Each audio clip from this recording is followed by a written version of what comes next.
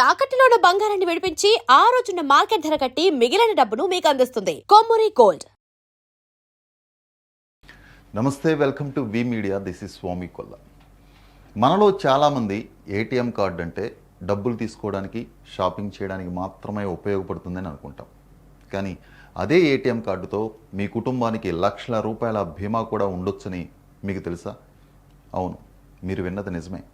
అయితే ప్రతి ఏటీఎం కార్డుకు ఈ బెనిఫిట్ ఉంటుందా? 5 లక్షలు ఎలా వస్తాయి? ఎవరు క్లెయిమ్ చేయాలి? ఎలాంటి డాక్యుమెంట్లు కావాలి? ఇవన్నీ ఇప్పుడు చూద్దాం. ఈ రోజుల్లో బ్యాంక్ అకౌంట్ లేని వాళ్ళు చాలా తక్కువ.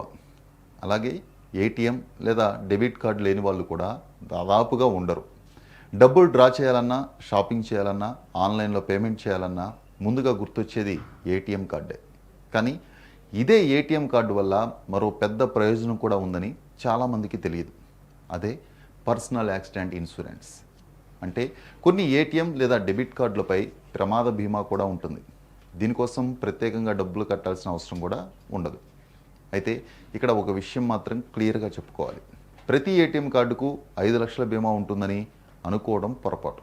మీ దగ్గర ఉన్న కార్డు ఏది, ఏ బ్యాంక్ ఇచ్చింది, అది రూపేనా, వీసానా లేదా మాస్టర్ కార్డ్నా అనే దాన్ని బట్టి బీమా మొత్తం మారుతుంది. కొన్ని కార్డులకు 1 లక్ష రూపాయల వరకు కవరేజ్ ఉంటుంది. మరికొన్ని ప్లాటినం కార్డులకు 2 లక్షల వరకు ఉంటుంది. కొన్ని ప్రీమియం కేటగిరీ కార్డులకు 5 లక్షల వరకు లేదా అంతకంటే ఎక్కువ కవరేజ్ కూడా ఉండే అవకాశం ఉంటుంది.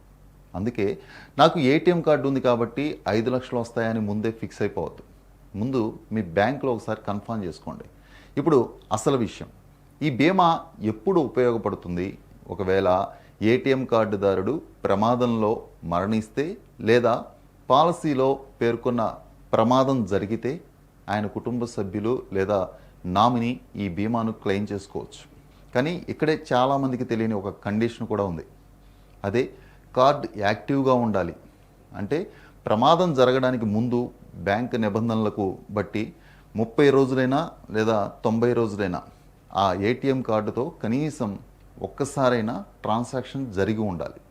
ఏటీఎంలో డబ్బులు డ్రా చేసినా, షాపింగ్ చేసినా, ఆన్లైన్లో పేమెంట్ చేసినా ఏదైనా ఒక సక్సెస్ఫుల్ ట్రాన్సాక్షన్ ఖచ్చితంగా ఉండాలి. లేకపోతే బీమా క్లెయిమ్ విషయంలో ఇబ్బందులు వచ్చే ప్రమాదం ఉంది. అందుకే చాలా రోజులుగా ఏటీఎం కార్డు ఉపయోగించడం లేదంటే కనీసం ఒక చిన్న ట్రాన్సాక్షన్ అయినా చేయడం మంచిదని బ్యాంకింగ్ నిపుణులు చెబుతున్నారు. ఇప్పుడు ఒకవేళ ప్రమాదం జరిగితే కుటుంబ సభ్యులు ఏం చేయాలి? మొదట సంబంధిత బ్యాంకును సంప్రదించాలి. ఆ తర్వాత బీమా క్లెయిమ్ ఫామ్ని తీసుకొని పూర్తి చేయాలి. దానితో పాటు కొన్ని డాక్యుమెంట్లు సమర్పించాలి. అవి కార్డుదారుడి మరణ ధృవీకరణ పత్రం అంటే డెత్ సర్టిఫికేట్ లేదా ఎఫ్ఐఆర్ కాపీ ఉంటే FIR copy, post mortem report, nominee వివరాలు, ఏటీఎం కార్డు కాపీ, అలాగే కార్డు యాక్టివ్గా ఉందని చూపించే బ్యాంక్ స్టేట్మెంట్.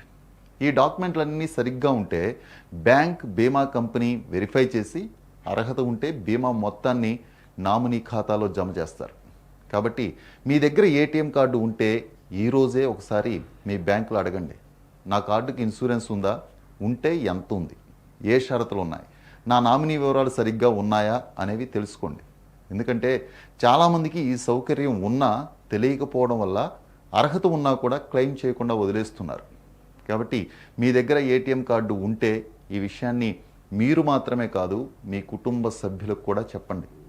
ఎందుకంటే అవగాహన ఉంటేనే అవసరమైన సమయంలో ఆర్థిక భరోసా పొందే అవకాశం ఉంటుంది. ఇలాంటి ఉపయోగకరమైన బ్యాంకింగ్, ఫైనాన్స్, ప్రభుత్వ పథకాల సమాచారాన్ని ముందుగా తెలుసుకోవాలంటే మా ఛానల్ని సబ్స్క్రైబ్ చేయండి. వీడియో నచ్చితే లైక్ చేయండి. మీ అభిప్రాయాన్ని కామెంట్ రూపంలో చెప్పండి. Thank you very much.